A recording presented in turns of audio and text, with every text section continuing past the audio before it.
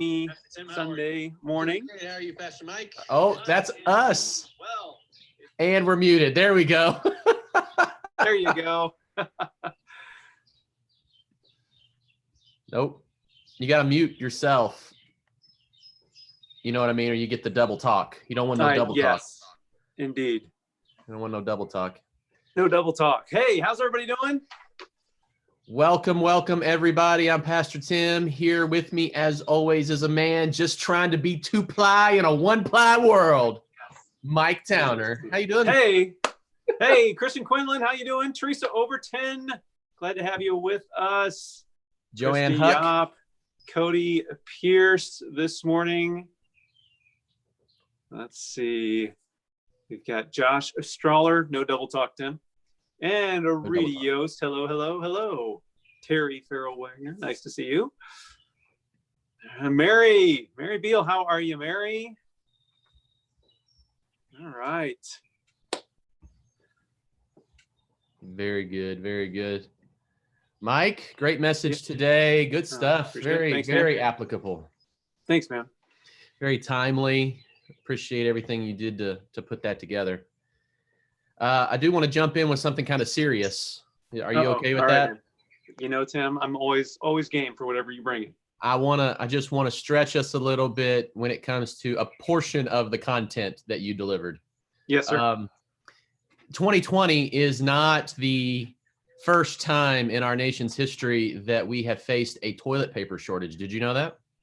I was not aware. Hi, Tammy Moore. Hi, Debbie Miracle. Hi, Patricia Buck. Hi, Martha Bennett. Jennifer Wharton. Hello, Nikki Edwards. Continue. Hey, Drew Dorr and Keith McClung just popped on also. Glad they're here with us too. Carolyn Roberts, nice to have you with us. Brenda Barton, Kristen Graham. Yeah, the Fraggles are on. Good to see the Fraggles. A lot of people still joining us. Glad you guys are making it.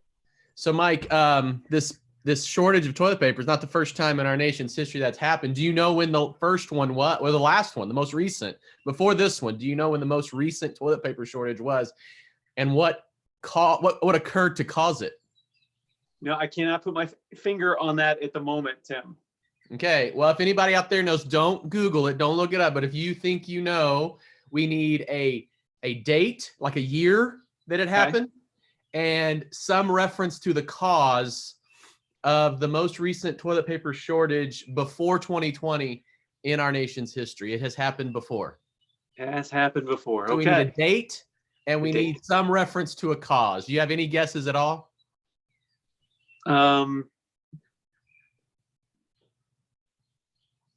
No. Okay. All right. Well, I can't think. Shannon Boone's coming in with ice storms of 96. Ooh. Yeah, that's a good guess. That's a good guess. Was there an explosion of Indian food cuisine at some point in our recent history? If that's your guess, you can go with that. Mike's. I don't know when that would have been. Cody says 1918, the Chicago fires. Yeah, could have been the 1917 flu, blizzards of 93. These are good guesses. A TP company strike, that could have been a thing. All right, here's another one for you. Why Leanne Fraggle says Y2K. Why, if all of our computers were gonna just reset, we needed toilet paper? That's awesome. That's pretty good. You, during the message, Mike, you talked about should the toilet paper go over or under. You gave a definitive answer. I think there is a definitive answer, Tim. And now, why do you think over is correct? Well, one of my favorite pastors, Craig Groeschel, would say that it's actually of the devil if it goes under. So I'm trying to stay on top of things here and not get buried beneath them, Tim. Okay. Well, there is actually a scientifically correct way. Again, is there now? I don't know if it was tax dollars necessarily at work, but people have actually researched this, and there is a correct way to do this. There is a correct way to do this. I'd like to know from you at home. I've got some people saying over, some people saying under, but there is actually a right way. And if you do it wrong, well, listen, we're going to set you straight. Little rebuke in your life today. Little correction if you're hanging the toilet paper wrong. We'll set you straight here. Um, Josh Strawler chimes in and I says love that he thinks that maybe the toilet paper shortage came in 1962 at the opening of Taco Bell. Not a bad guess. Very, very possible. Keith McClung, the Great Day, Mexican Day of Feasting. Yes. Shannon Boone says if she's at your house and she sees that your toilet paper is hung under, she will change it. Ooh. That Ooh. seems extreme. That's the woman on a mission right there. That's right. Well, if you're watching this, we are here really to talk about anything you want to talk about, I suppose. Let us know in the comments what you want us to cover or talk about. We would be happy to talk about that, but just going to hang out for a few minutes, answer any questions you've got, respond to any comments that you want to make there. All right. Joe Burnett riddle is coming in with a little humor for us. Yeah. Under, and that's just how I roll. Ooh. See what you did there? Nice job. That was good. That was really good. So, hey, Jordan Williams, thanks for joining the conversation. We're trying to decide whether or not your toilet paper should hang over or under. Now, did you say there was some scientific backing on this one? There is. There's actually an answer to this question. Yeah. Wow. Okay. Perez wants to know if anybody has it sideways. That's how it is often in my house because my kids don't know how to change it. So if it's out, it just sits on the little holder sideways. So I'm not sure that's correct, but so. All right, we'll get to that a little bit later here to the answers, the definitive answers, but you keep coming with what you got. Wow. It's getting a little heated there. There's some threats about turning toilet paper over if you stop by. Well, what good are we, Mike Towner, if we can't start a fight on a Sunday morning? Well, apparently we've accomplished that. Next. That's right. So the over-under question, and then also if you're just joining us, this is 2020 is not the first time that America has struggled through a toilet paper shortage. And so we're wondering if anybody knows the year of the last toilet paper shortage in our country and what caused it. So we need a year and then just some reference to what may have caused the toilet paper shortage in our country before 2020. So I can't wait for these answers, Tim. I'm on the edge of my seat. Wait, hold on. Now I'm on the edge of my seat. Well, we'll do the best we can. All right. Mike, you were in 1 Kings today, chapter 19, and a very practical message about discouragement. And you gave us some really great steps. I found myself probably like a lot of people as you were going through just saying, yes, that's, yep. You know, like a lot of agreement, I think, in what you were offering today and what you were bringing for us. You know, get rest well, eat well. You know, it's a dangerous cycle, right? When I don't eat well, I don't exercise. When I don't exercise, I don't sleep well. When I don't sleep well, what do you do the next day? You turn to sweets and caffeine. You don't eat well. You got to break those cycles. Lean on others, invite other people in, reconnect with God. Certainly very important. Do something to bless someone else. Just be mindful of the needs of others. I think those things are all amazing. My question would be, what in your experience, either with other people or with yourself or as a pastor, what do you see as the biggest roadblocks to getting to following that wisdom? We kind of, I think, nod along and we go, yes, yes, yes. And then we may sometimes have this idea of, I need to do that. Yeah. What's the blockage, do you think, between I need to do it and I'm living this way? I'm going to step in and do this. That's a really good question. Well, I think one is that discouragement is demotivating, right? Yeah. It steals your drive to do these things that you need to do in order to climb out of discouragement. I think really the genesis point for this negative cycle of discouragement is the willingness to accept discouragement and to say, I'm just discouraged, and I guess this is just the way I'm going to be. And to just say, I'm okay with this, and not to lean into the things that actually start to help us climb out of it. Just the way I'm going to be. So I think the first thing is to realize that I can climb out. There are ways to climb out, and it's not okay for me just to embrace discouragement and stay here. Like, Yeah. instead of accepting it, reject it and say, I'm going to be different. I think that's a pivotal moment for us to start climbing out. Yeah. All of those things take a little bit of something, and to be able to do something beyond yourself is a key component of the gospel. It's what Christ offers us, that he's going to enable us to do what we can't do on our own. And so I think the very beginning to actually start climbing out is to admit my need and to ask him for help. And he gives what is needed to take that step. I'm not going to accept this. I'm going to ask God to help me, and then I'm going to move into these things. So to me, that's how you begin to approach it. Yeah, well, that's really good. That's really good, Mike. If you missed the message this morning, you can go and rewatch it at any time now. It's there on our Facebook page and on YouTube. Just some really great stuff. And I think what you're saying is so true. I think it's true in me that there comes a place where you kind of have to move. You have to move past yourself and get this real evaluation of who you are and where you are, just to say, you know what, I've not been feeling right, or I've been battling some stuff. And you know what it is? It's discouragement. Oh, and I know the antidote to that. I know the recipe for getting out of that. It's really, really, really good. Any other thoughts from the message? Anything that you left on the edit room floor there that you really, really, really wanted to work in, but for some reason just couldn't get in when it comes to discouragement or encouraging people around us right now? I just think one of the things that I didn't have really a lot of time to unpack was sometimes the lowest lows are followed by the highest highs. Yeah. And when things are going really well, or we're celebrating something wonderful, I think we are surprised when all of a sudden we don't feel that way anymore. And like you said, sometimes we don't identify that's discouragement. I need to do something about it.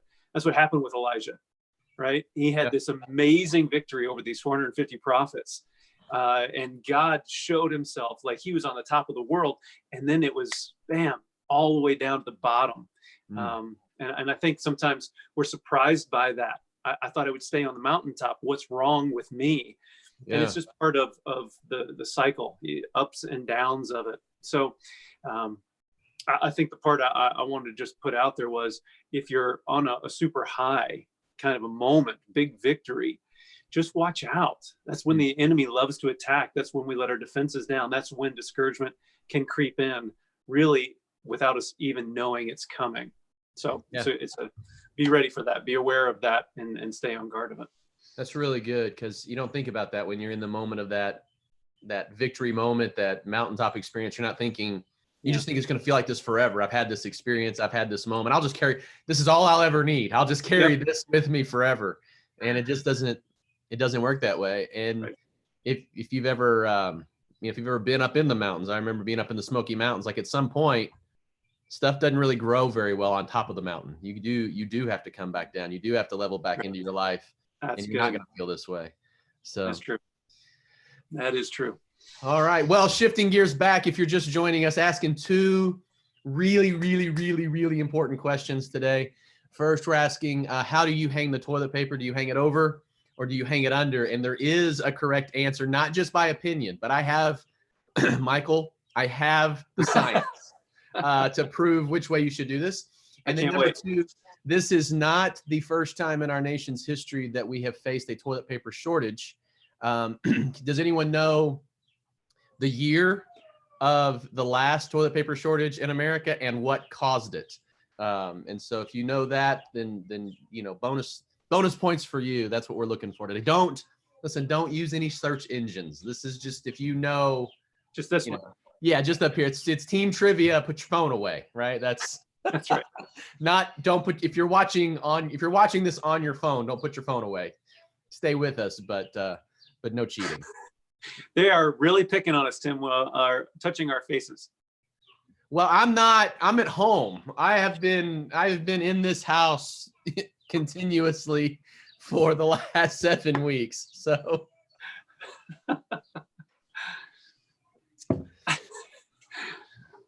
All right. Oh, here's the question from Joe. How are you going to control the random comments during your sermon when we get back to church? What are we going to do with that? Are we just going to have like a hold your hand up and ask your question? Or are we going to have like a running feed, you know, like behind you, like these questions just as you're preaching, they're just going to pop up behind you? How are we going to do that? Well, this is always happening. It's just now we actually get to see them, right? Yeah. So it's a little different right now. We'll have to go back, I guess. I don't know. So that'll be interesting. Let's talk real quick about the life change story from the Zickafoos. Yeah. I think is it Zickaf? I need them to tell me what the plural of Zickafoos is. Is it Yes. is the plural of Zickafoos, or is it Zickify? Zickafooses. Zickafoosis. That's maybe I don't know. But anyway, We need some help. the life change story with Sonny and Mariah. There you go. What was your takeaway from their story today, Mike? Oh, what I love so much is just how they're leaning into community and the difference it's making, and that doesn't. It happens really well when you're face to face, but it doesn't have to go away when you're not face to face. That's, to me, so important that we don't say, I can't wait till I get back face to face and get community. Yeah. I can actually have community even if I can't be face to face in the same room. If I'm face to face even on a screen, even though there's a little bit of that screen distance going on, we can still connect with each other, and we need to connect with each other. And I just want to encourage everybody, if you're not connecting with anybody, oh my goodness, please talk to Pastor Tim. He would love to help you find a connect group to be a part of right now. Finding that community, even in our social distancing, is possible and necessary. That's what I just love so much about Sonny Mariah's story. It was really well done. Yeah, they've got a really great group. They're not unique in this, in that when we began our social distancing plan, we started hearing from some of our facilitators and some of our connect leaders. And so we put a plan together. We said, hey, you do this, you could try this. And they were one of the first groups to jump on the Zoom idea. They did not want to be away. They did not want to be apart from each other. So it was very cool to see that. Yeah, I love it. So, all right, Mike. Well, tell us a little bit about what you are experiencing with your kids or your student. Can you believe we have students that live in our houses? Yeah, it's tough. What are you experiencing with your kids and students through the online resources?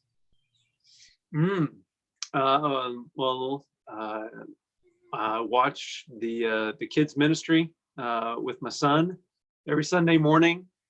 He likes to get up and show me the dance, but he will not let me video him. Oh, okay. Which is really a shame, because it's something to behold, as you can only imagine.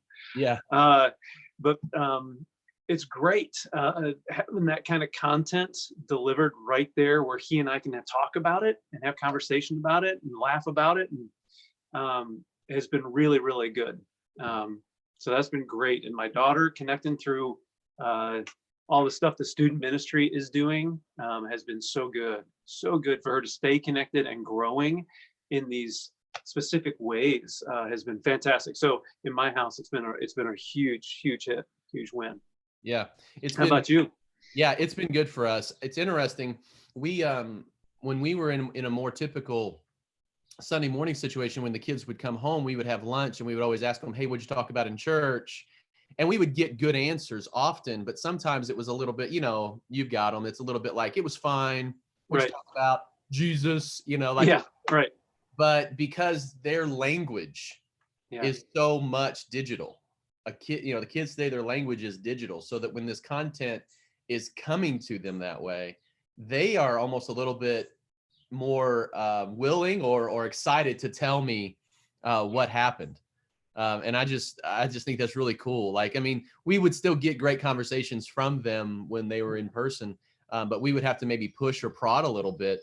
And now, I'll say, hey, what was the message about today? Tell me what happened. And they want to tell me about every detail of this video with the so-and-so show and everything that was going on with the shows. So anyway, it's been really good. So that team, hey, big ups to our kid and Absolutely. teams. They have been phenomenal. Yeah.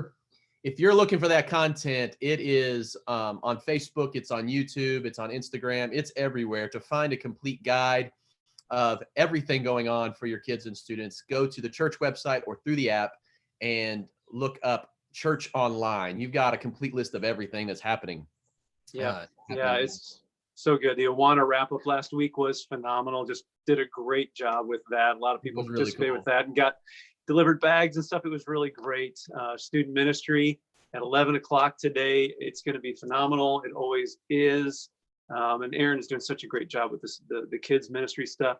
Had a quick question about when are we going to get back to services in person?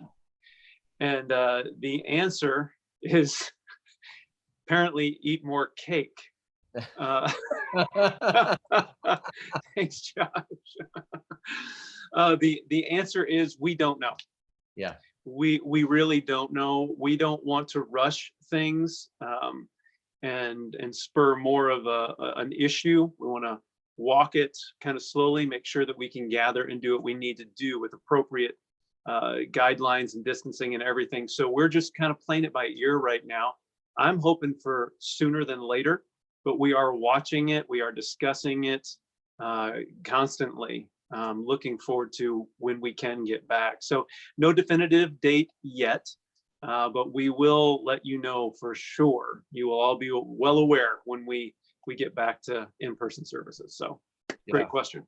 That is a great question. And I tell you, Mike, that's a great answer. I think it's an appropriate answer because we don't know, but we want to. It's not for lack of want to. Absolutely. It really is a matter. I can't wait. Right. So. Whew. Yeah. All right. Well, we're coming near the end. Let me repeat our questions for everyone just so they can get in on them if they need to. If you're just joining us, 2020 is not the only time in our nation's history that we have faced a toilet paper shortage. Does anyone know when the last toilet paper shortage was, what the year was, and what caused the shortage? So let us know there in the comments. And then also, we do have the scientific data to back up whether or not the toilet paper should go over or under. So tell us which one you think it is, over or under.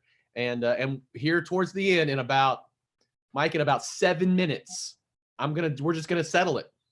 Okay, I can't wait to hang their toilet paper this way. Bring it, Tim. All right. Bring the facts. Hey, in our litany of this morning, 56 North, since I don't have a student in there, I'm not thinking about that, but that has been really excellent as well.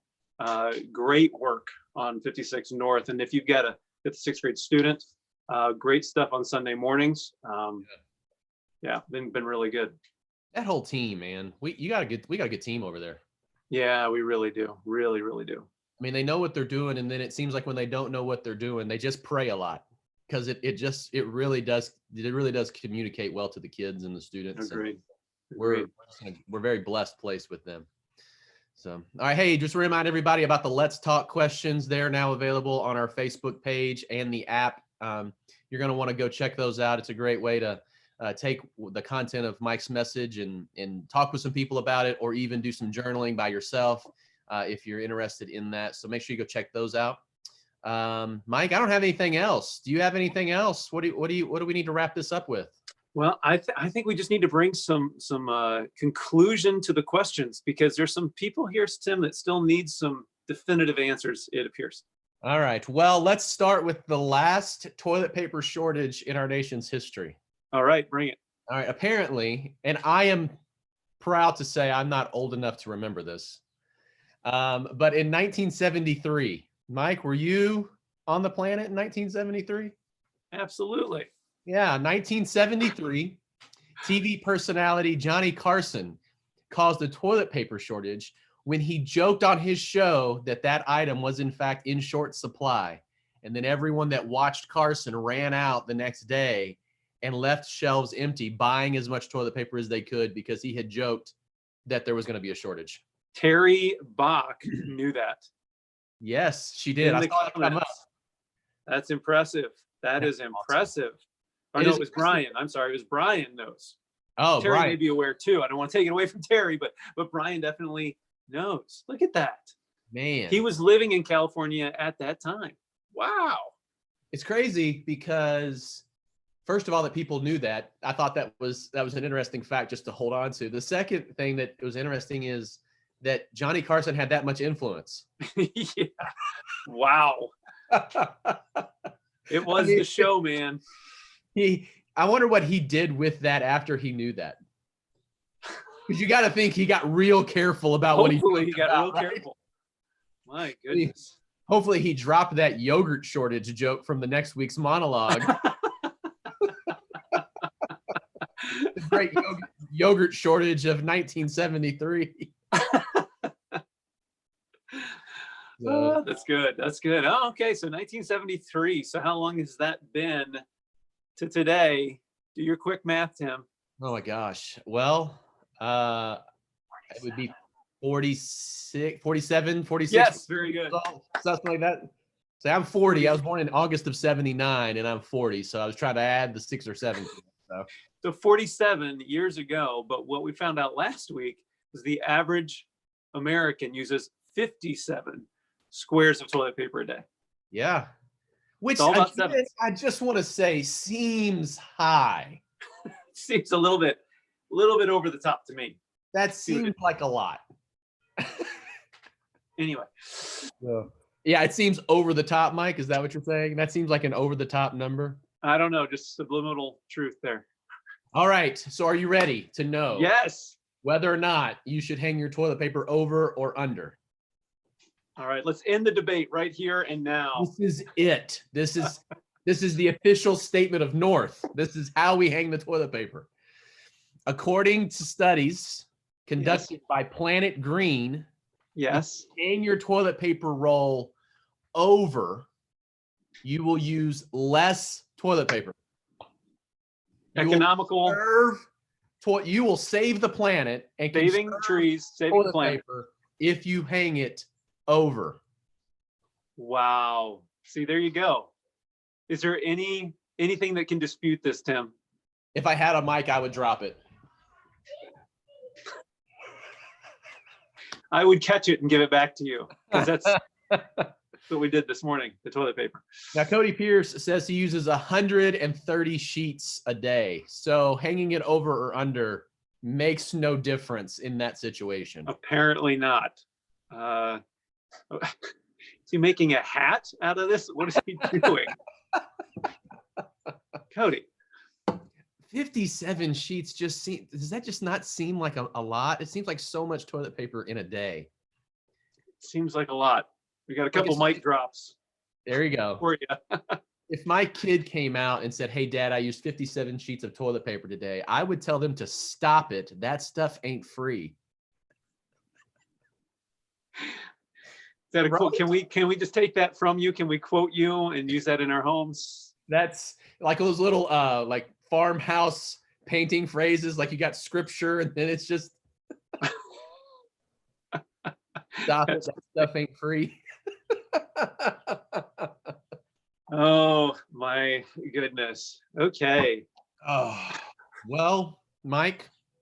Yes, sir. You have shown us how to battle discouragement. We have listened to a great life change story. Yes. From the Zickify.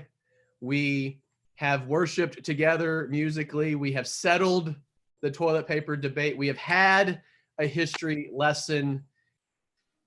It's been a good Sunday. The day is complete, Tim. Time for a nap. Wow. Everyone is just a little bit better off because of this morning, right, Tim? I certainly am. I cannot speak for anyone else, but I feel good, and it's just great to be on with everybody. Absolutely. I look forward to this all week. Yeah. I get to do a lot of really great things, a lot of really cool things with what we're doing in the first 15 and the content that we're creating. But when I sit down to start working on this, it's just a lot of fun. I really appreciate everybody getting on with us. Well, yeah, I was going to say, I just appreciate everybody tuning in. and hanging out together. It's good just to know that we're in the same moment and we're interacting. There's just something really good about it. So Levi, hey Levi, are you still up there? He is otherwise occupied. I apologize, Patricia, a buck, Patty. He's upstairs somewhere. I don't know. I can't hail him at the moment.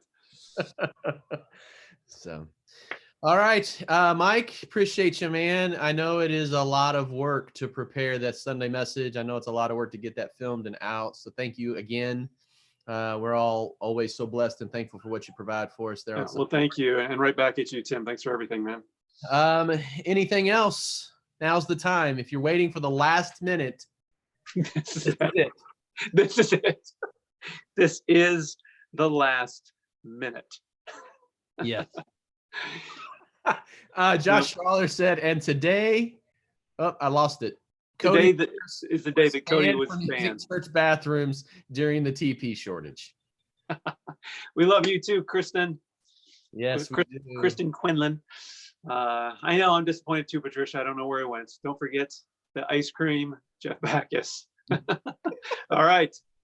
Okay. Well, hey, thanks for tuning in. You guys have a wonderful afternoon. Have a great week. Don't forget, Tim will be live Wednesday at 6 o'clock to help us walk through a process to learn to study the Bible on our own, understand it, and apply it, because that's where the greatest life change and spiritual growth happens, is when we take the Word of God and put it into practice. So looking forward to another good week of that. Pastor Tim did a great job last week.